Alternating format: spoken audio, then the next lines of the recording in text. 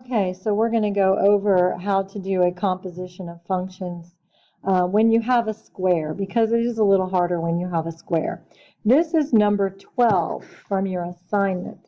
So I'm going to go and work this out both ways. So not only am I going to find g of h of x, I'm also going to find h of g of x, just so you can go and get a little more practice with this before you take your quiz today. All right, so we're going to do g of h of x, and the very first function that we write down is the g function. So I'm just going to write down 4x plus 3, no parentheses or anything, just write 4x plus 3. All right, now you're going to just put parentheses around your x. Okay, so now let's go and rewrite this so that it is just 4 and the parentheses plus 3. Okay, so basically what I did was I took the x out because we're going to replace it. We're going to replace it with whatever is in, the h function. Okay, so that's next on our list. So we're going to put h into the parentheses. So that's going to be x squared minus 4.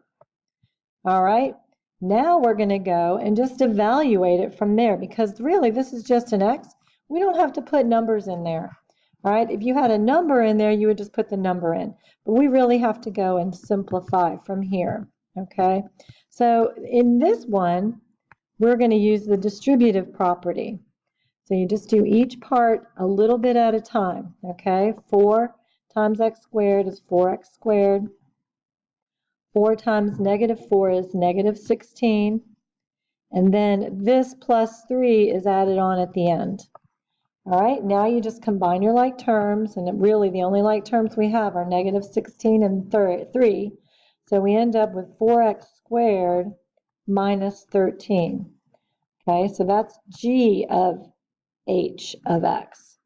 Let me go and erase all this so that we can do the other way around, even though that wasn't in your homework.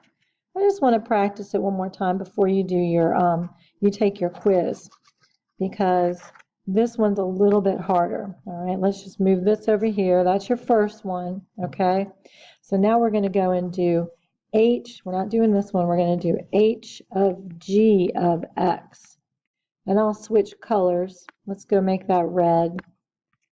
Oops, sorry, I meant to hit erase. All right, so we're going to make this red so that we don't get it all confused. We're going to do h of g of x. All right, so let's go start that out. We're going to write our h function first. So x squared minus 4. And don't scrunch up your numbers, because when you do, then you really can't tell what you're going to do next. All right, next thing we do, parentheses around the x only, not the x squared, not the negative 4, just the x. So then let's rewrite it without the x, but everything else stays. And now we're going to go put in our 4x minus 3, because g is the next function. So we're going to put in 4x minus 3, or sorry, plus 3. All right, now this is going to cause us to do a little more work than the last one, because 4x minus 3 squared means we're going to have to do this operation. Some people call it FOIL. Some people call it distributing. I call it FOIL.